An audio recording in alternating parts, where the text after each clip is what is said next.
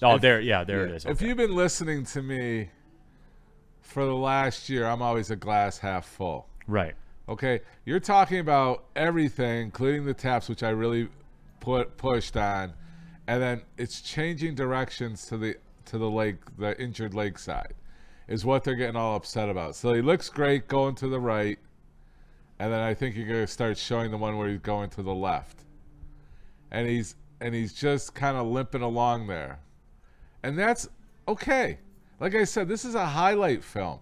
Give the guy a break. Yeah. I mean, he's not 100%. He's not ready to play right now at all levels, okay? So the chat can simmer down. He's ahead of recovery. You're picking on one thing. Yeah. Is he going to be a strong influence of Hutchinson of mid-season last year? No, he's still recovering. But what we're talking about, where he's at in his recovery, he's ahead of the game. The guy's working his butt off. So, yeah, is he perfect right now? I totally agree with the chat people for the haters. Those are the haters. This guy's coming back. Applaud him for how hard he's working to get to this level.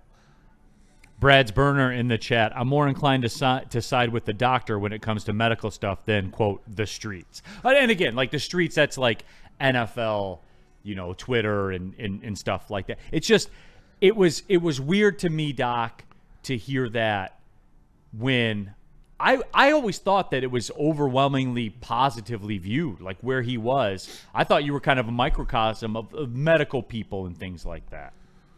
Yeah, I mean, we are. I mean, I'm not sure what you mean, but from the medical platform, from where we're at, we're all happy. You're talking about sports medicine guys. To take in the injury, to the recovery, and to what he has to do, we can get real physiologic and scientific now, into the proprioception, to the feedback. Those muscles have to kick in like they do on the healthy side. And you can see, like I've tried to train you guys, look at the good side, look at the bad side, see the differences. When we see him running, like 9/10 or 85% of that video, you can't tell the difference. When we start going to the next level, like I said, we're peeling back the onion. We're peeling it back. We're going to start you, like I said, no water, no activity, non-weight bearing, water activity. There's a process going on.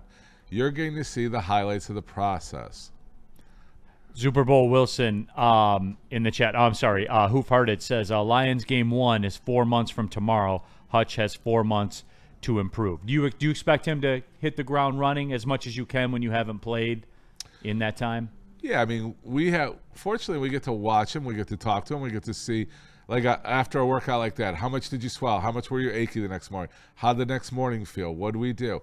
What are we doing with our secret sauce stuff? Do we need more? Do we need less? Do we need to just back it down a little bit? Like McCarty's a great example. He's 100%. We had to back him down. Hutchinson's very similar. I want to push. I want to push. I want to push. So you have to control that push.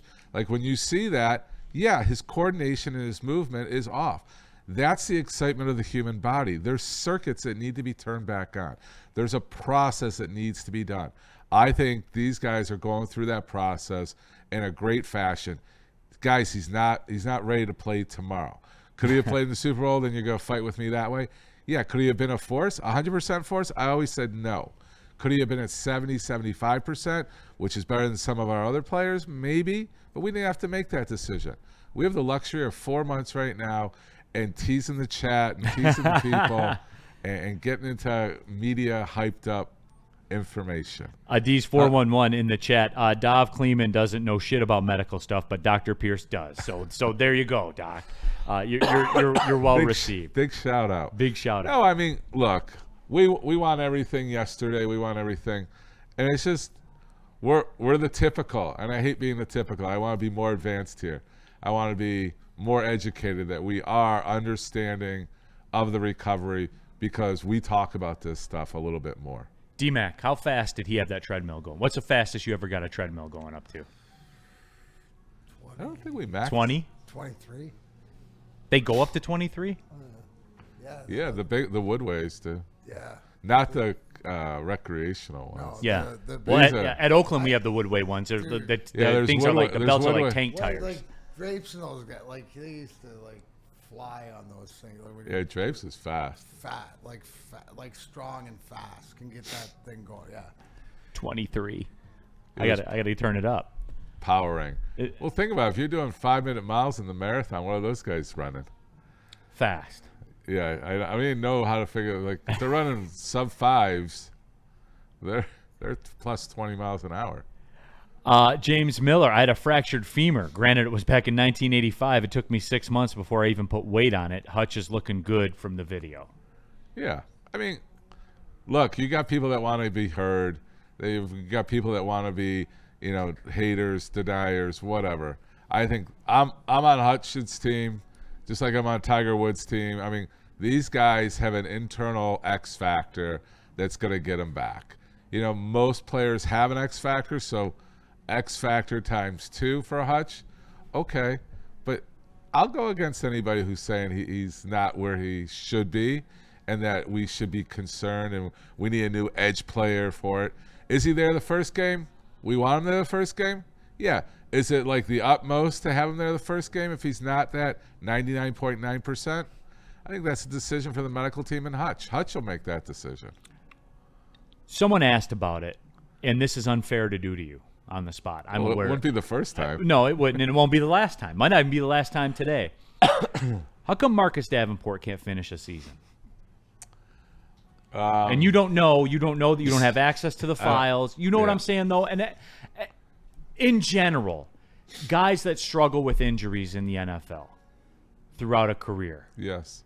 Is it a medical thing? Is it a physical thing? Is it a medical thing based on a medical thing that's based on a medical thing?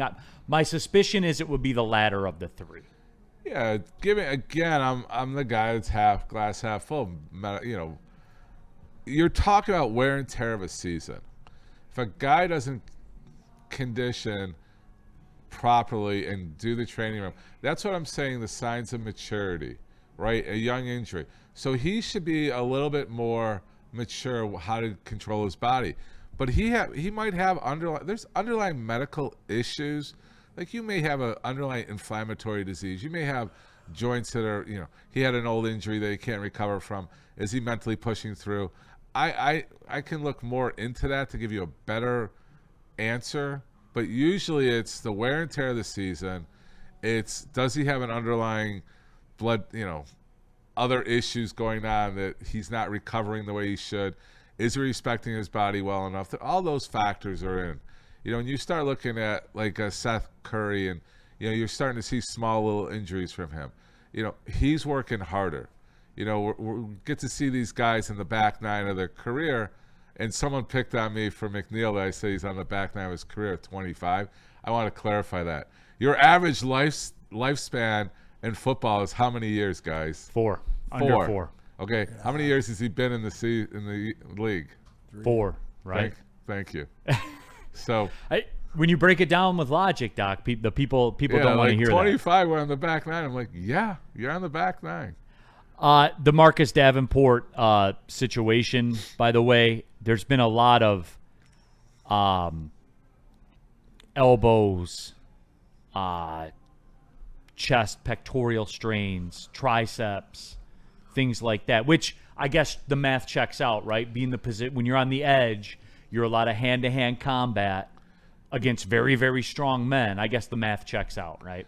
Yeah, but you also look at one major injury, and then these are all the secondary effects to that major injury is typically what starts happening because their mental keeps pushing and their body kind of gives way. Once you have an injury, that's the weak link to the whole system.